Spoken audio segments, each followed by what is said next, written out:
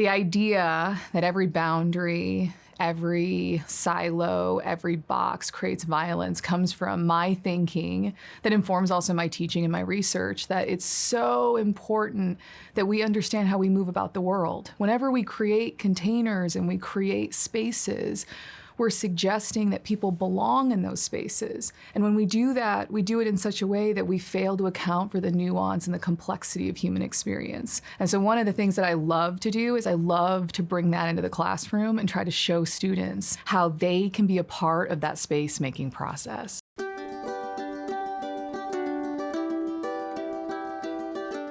There's, I guess, a couple different sides to me, right? I'm a critical ethnographer and an oral historian. I'm really committed to examining and understanding identity experiences, specifically minoritized identity experiences. I spent a lot of time in my career thinking about women's identities, but all kinds of different identities. So with this kind of framework, one thing I'm really committed to is trying to bring to my students that they can present identity experiences also in lots of different ways. So, in my office today, all around us are examples of that. There's origami on the wall from a project where a student, that was part of her presentation, and it was demonstrating this bifurcated identity. And so what I try to do is allow students to explore how they could represent their understanding. Because if it's just this box, right, the boundary, what's lost? And that's something I really try to stay committed to. And it's not without its heartache, right? Sometimes there's heartache and there's hardship with it because students, they struggle a little bit with it, right?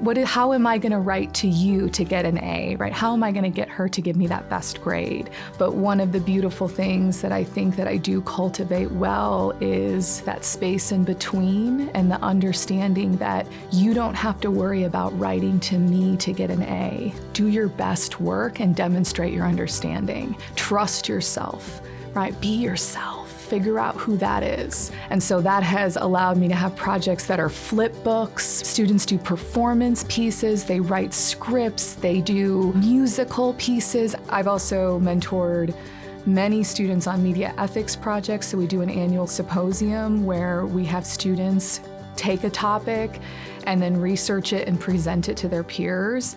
And it's awesome. It's awesome to sit before my students and watch them knock the socks off of faculty members in this college. Those are moments that, they're gonna stay with me the rest of my life.